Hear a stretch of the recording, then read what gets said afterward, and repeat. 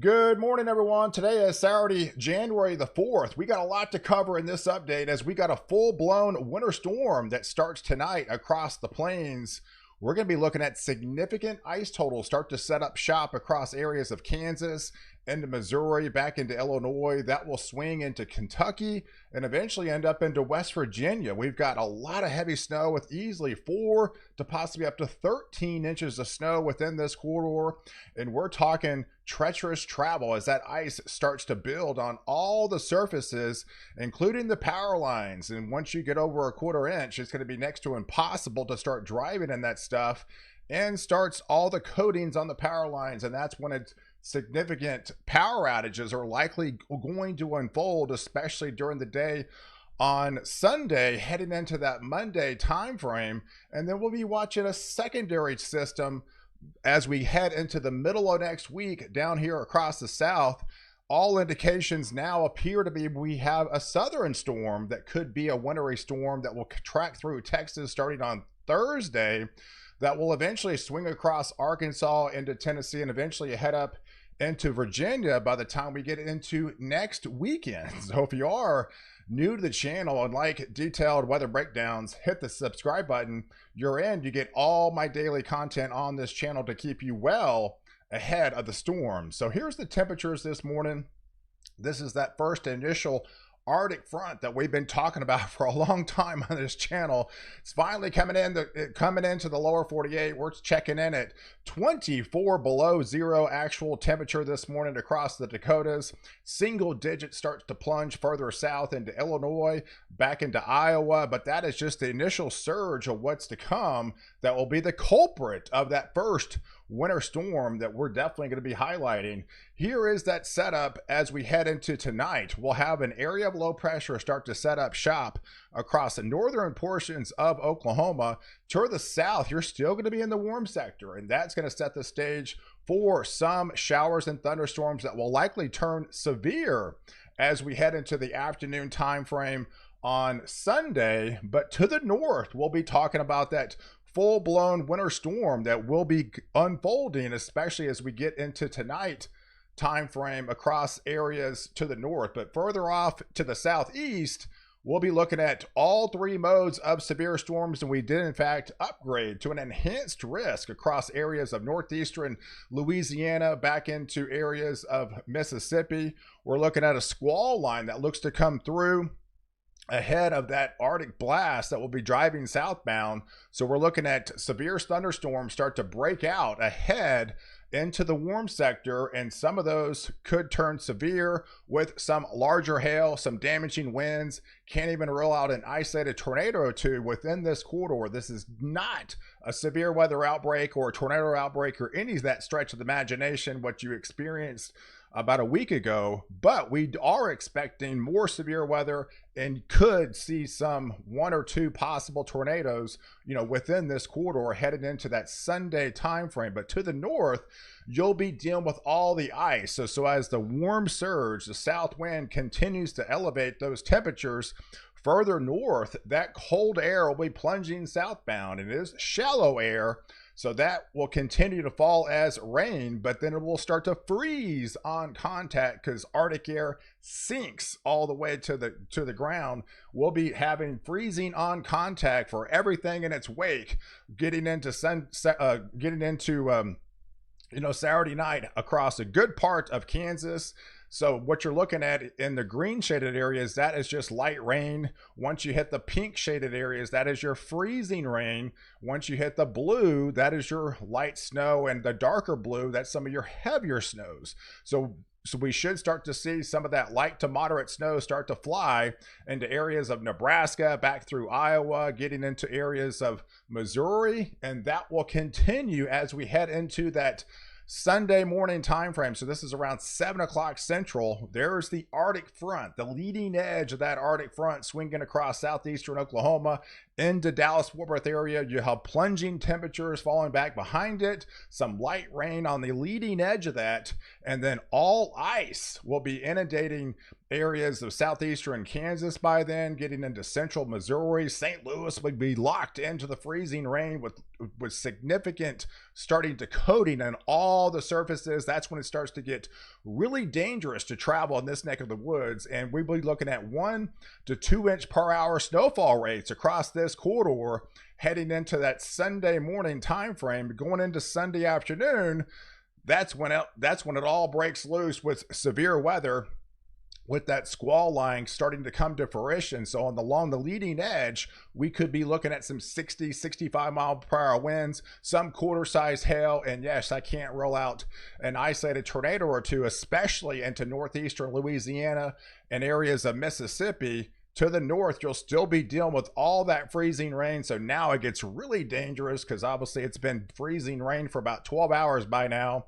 And everything is just going to be solid ice. So it's going to be next to impossible to try to travel up here across this corridor. And then you'll have just all snow along this bands. And that's where you could be seeing some up to foot totals, and even some isolated, even some higher amounts is definitely not out of the question. And going into the overnight time frame on Sunday night, going into Monday morning, we're still dealing with all the rain as the warm surge continues to lift further north. So that transition is just still all rain into Tennessee, portions of Kentucky, but that'll swing across on the backside with that ice and freezing rain, and then the snow on getting back into Illinois, Ohio, and eventually this will head into West Virginia, Delaware. Those areas will start seeing the snow. Pittsburgh will start seeing the snow by then. And so by the time you get into that Monday morning time frame, it's continuing to lift, continue to push further into the east, now heading up over areas of New Jersey. And then we'll kind of get some wraparound moisture on the backside with some leftover light to moderate snow showers on the backside, trying to end on Monday morning. But by the time we head into Monday morning, a lot of people are starting to feel that first initial blast of that Arctic air. So you got negative numbers across the plains. You'll have single digits swinging as far south as Iowa, 12 degrees in Missouri. These are actual temperatures, 13 degrees there in Oklahoma City. You're sporting in 21 degrees in Dallas. That freezing line shifts all the way down into Lake Charles, into the Houston area. So this is definitely easily the coldest air of the season. And then what's left over with that significant ice storm, this is the National Weather Service latest update.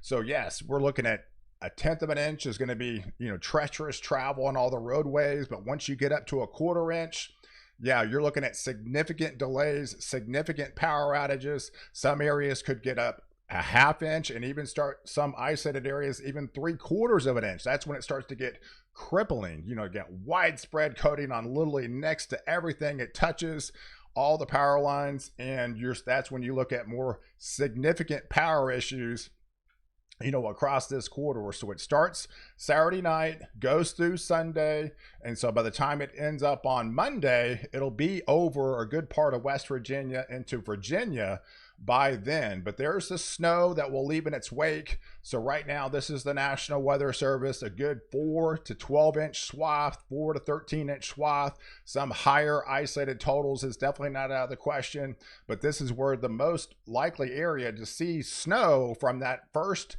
initial winter storm between Saturday night and ending during the day on Monday. And so here, what's left behind it by the time we head into that Wednesday time frame, this is your snowpack, right? This will be likely going to be what the ground would look like, where the snow would be.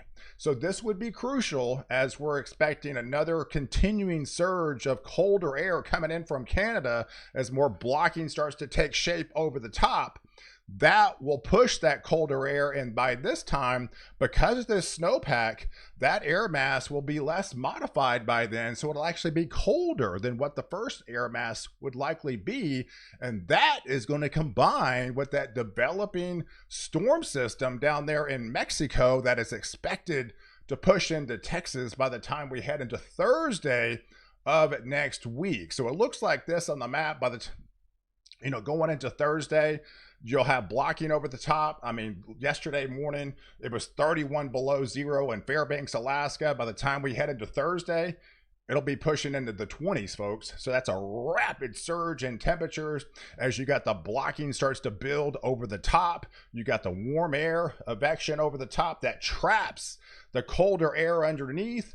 And that will be linking up with that southern disturbance that's expected to come out of Mexico by the time we head into Thursday. So here's the setup. This is the trough. We're watching the evolution of this trough that will be ejecting out of the Baja California area. That will be swinging into Texas with that more elevated lift by then. And a lot of that will be rain and then swinging over into freezing rain and then changing over to snow, especially into Thursday night. So right now, the European ensembles have become a lot more bullish on this southern setup right now. This is favorite areas that would get at least 1 inch of snowfall with that secondary system.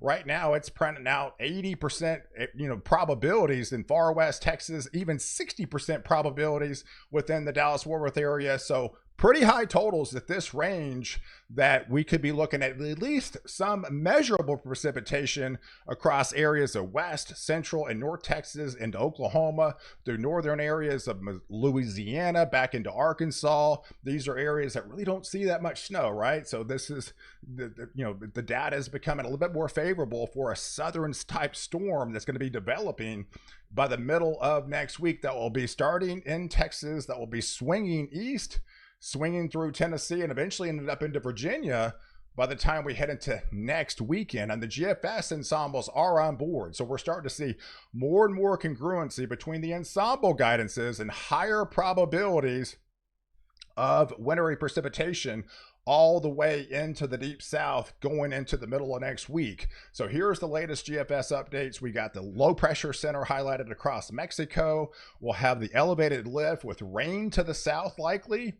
We'll have a mixed precipitation across central Texas, and that will likely start changing over to some snow as we head into that Thursday night time frame. Of course, this is 6 days out, folks. This is a ways out. I understand this, but we're starting to get more and more confidence on this southern storm starting to come to fruition as we head into that nighttime time frame, for obviously you're already colder as it is with that disturbance over the top. More of this precipitation would likely be in the form of snow moving across North Texas into southeastern Oklahoma through Arkansas. That'll eventually swing back into Tennessee, back into Kentucky with more snow for them.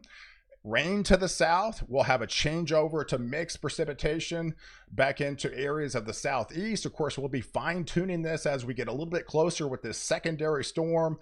But the latest thinking, it does end up somewhere in the Virginia vicinity up here in areas of the northeast by the time we head into next weekend. So we'll be fine-tuning that setup in the days ahead. So guys, I appreciate you guys watching. Do like this video, definitely hit the subscribe button, and catch the next update while I protect you before and after the storm.